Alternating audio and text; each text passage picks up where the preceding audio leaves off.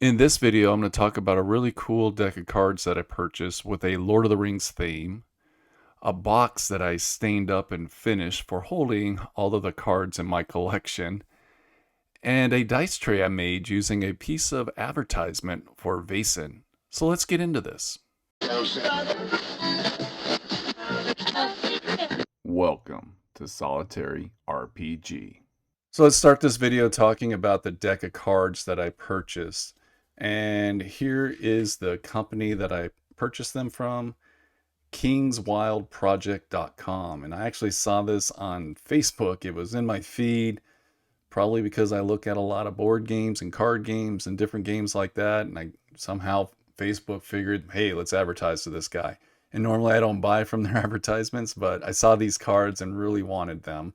So I purchased them. I'll put a link to their website below if you are interested. But this card gives you a list of all the characters and the suit for those characters. As you can see, you got a good variety of different characters from the Fellowship of the Ring. The cards themselves, they're standard playing cards with kind of a, I don't know what kind of coating are on playing cards, but they feel just like any other type of playing cards you would get. You have your two jokers, so you got Bilbo Baggins and the Balrog, and these are just your joker cards, and here's the backs of all the cards. Really like that art on the back of the cards. Then all the numbered cards actually have a map as the background, which I thought was really cool, so that it's kind of different locations that you can go to. Here's some of the art. As you can see, it's just gorgeous art. All the aces are different, so you got some variety with your aces. Obviously, with the lowered value cards, you got more of the map, and you can kind of see the area a little bit better. But when you get to the higher value cards, it gets a little jumbled. Not all of the cards have a different map, but it is, mixed up a little bit. And I thought this would be really cool for using in a solo game of the One Ring, because you could just pull one of these cards for a location and just kind of go to town. Give you a little bit of variety to your gameplay. Here's more of the art. I just really like the art, and it actually kind of fits the vibe of the art in the One Ring.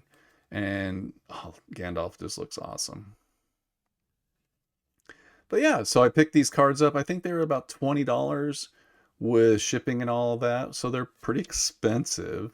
But these are, kind of original cards. You're not going to find these probably at like a Barnes and Noble or any of the card stores.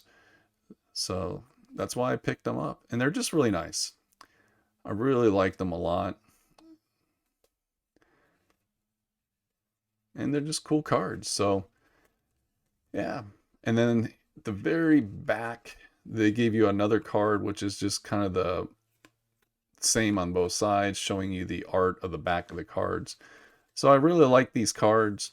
And again, I thought I could use them for a variety of different solo games, use it for the Lord of the Rings, especially with the character cards. I could pull all those out. Maybe that's who I meet on my encounter, or that could be someone that helps me along the way with my encounter. So just neat. So I thought I'd share that. But one of the other things I did is I paint miniatures, and I've been painting miniatures for many, many, many, many years. And let me show you some of my work that's on my desk. So this is my hobby desk that I record at, and I'm always surrounded by miniatures. This is a model that I'm working on right now. This is a large scale model, so it's like a 54 millimeter model. And my buddy bought it for me when he was in Germany at a convention. He works for a gaming company, and he picked it up for me. And I'm still, obviously this model still has a long ways to go before it's finished. But, I like to paint. Here's a recent model that I painted for Oathsworn.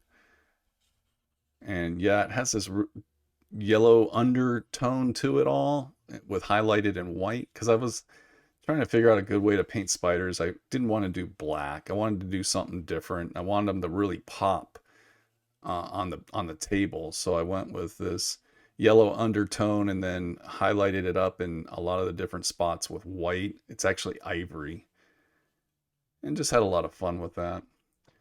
I've also been playing around with slap chop painting. So this is for Song of Ice and Fire. I have the Free Folk, and this was done in a slap chop style, but I went a little bit beyond just the basic slap chop that a lot of people have been using. Did a little bit of edge highlighting. I think I'm in this model completed like this from start to finish about an hour's worth of time, which for the sheer number of models that I have to paint, um, yeah, I got a lot to paint. So, and I have a whole bunch more of these on my desk right now, plus other models. But with painting, I have a lot of different paints. And one of the things I use is I get these boxes, and you saw in the intro, and I'll show it to you again here, that wooden box in the background there, that was from IKEA. And when I purchased it, it was natural wood. There was no color to it. And when I was reorganizing my desk and clearing out some of my paints and getting rid of some old paints and things like that, I freed up one of my wooden boxes, and I was like, what am I going to do with it? And what I decided to do was I would stain it, and I would use it to hold all of the different decks of cards that I have. I have lots of different cards. Most of us have a lot of different cards. The inside is just done. There's just a piece of cardstock inside there, just to kind of cover up the bottom of the box, because the bottom piece is just pressed wood. It didn't really take stain well, and I wanted something a little bit different than just the wood, so I thought a piece of cardstock would be fine. But it will hold, decks of cards, and I can just line up cards in here, and it's big enough to hold all my tarot cards. I have quite a few tarot cards for different games, and I like tarot cards, to be honest with you. I think they can put more information on them. You can get sleeves for them if you wanted to, but it's a good size of putting out a lot of information. But yeah, it's just going to hold all my cards, and then this will just sit in my game area. And if I need my cards, I'll just be able to access them. Right now, I've got them kind of spread out all over the place in different little boxes and deck boxes and things like that. And I just wanted a central place to put them all. So that's why I made that. The last thing I want to talk about is a cool dice tray that I made. So making dice trays is another one of my many hobbies.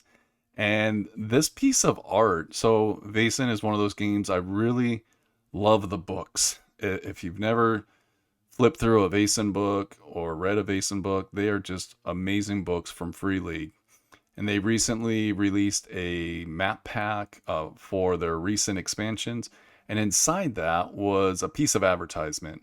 And that's what this image comes from, is that piece of advertisement. There was like a barcode and some other writing around it. And I knew that I could, the size of the art, I could cut that out and make a cool dice tray. And that's what I made here. And I did something a little different. See how the front here is all flat, but back here it's all glossy? So there's a resin pour.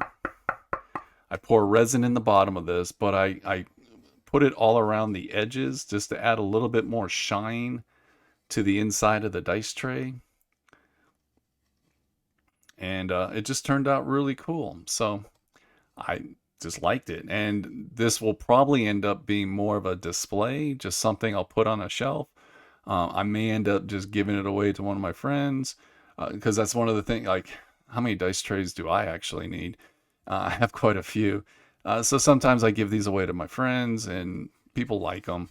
And it's just something kind of cool. If you're really big into Vaesen, this would be an excellent addition to your gaming table, because you've got a piece of the art. And rolling dice inside of this is a lot of fun, because this resin's super hard and the dice bounce on it, and you get a good roll, especially if you're rolling one of those D4s. You want those to bounce a little bit, and this really helps, because that is rock hard inside of there. So anyways, just a little video. I do a lot of other things other than playing role-playing games, and making dice trays, painting miniatures, doing woodwork like this is a lot of fun, and it just keeps my brain busy and keeps me occupied. So thank you for watching. Have a great day. Bye.